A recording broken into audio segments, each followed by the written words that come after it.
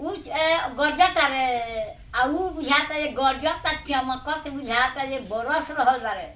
कहीं बेटा के बारात गइल होई, कहीं जात होई, नियारा वाला तैयार होत होई। ई कैसे होई? यही पे वो गीत गा देतनी बरखा के।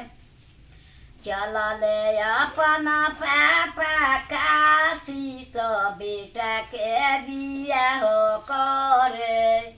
चलले अपना चाचा काशी तो बेटा के बिया हो करे। बरखा जे अइले बड़ी जोर अनहरी या घनुर कैले कैसे के बेटा बियाह भय। बरखा जे अइले बड़ी जोर अनहरी या घनुर कैले कैसे के बेटा बियाह भय।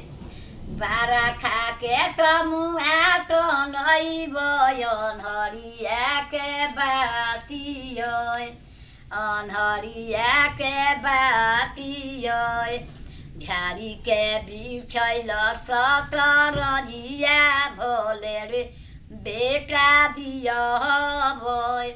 बियाह तो होते बा होई, बाकी शौक से ना हुई, साधा से ना हुई। बरखा छूटल रही, सुखल रही। रात कितना बारात बीत गई। चलले अपना चाचा काशी तो भतीजा के बियाह करे। भतीजा के बियाह करे। बरखा जे अइले बड़ी जोर अनहरी या घनुर कैले कैसे के बेटा बियाह भय।